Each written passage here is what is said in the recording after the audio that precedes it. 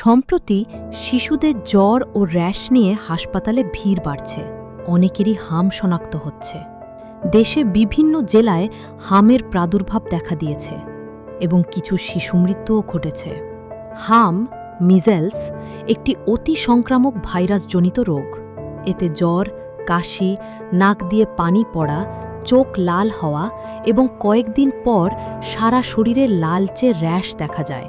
জটিলতায় pneumonia, diarrhoea, এমনকি অন্ধত্বও হতে পারে। হাঁচি, কাশির মাধ্যমে মুহূর্তেই হামের ভাইরাস আক্রান্ত শিশুর কাছ থেকে আশপাশে থাকা অনেক সুস্থ শিশুকে আক্রান্ত করতে পারে।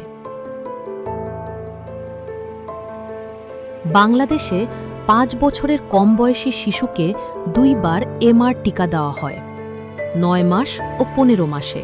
কারণ হামের টিকা বা সংক্রমণে দেহে অ্যান্টিবডি তৈরি হয়, যা সুরক্ষা দেয়। মায়ের অ্যান্টিবডি জন্মের পর প্রায় 9 মাস শিশুকে রক্ষা করে।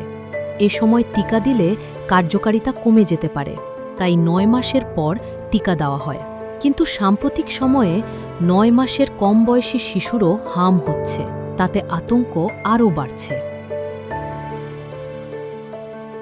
শিশুর জ্বর ও র্যাশ হলে দেরি না করে চিকিৎসকের পরামর্শ নিন।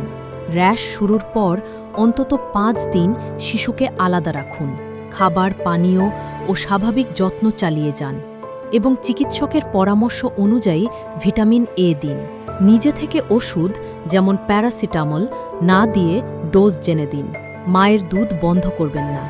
ডায়রিয়া, বমি, শ্বাসকষ্ট, খিঁচুনি বা অতিরিক্ত দুর্বলতা হলে দ্রুত হাসপাতালে নিন।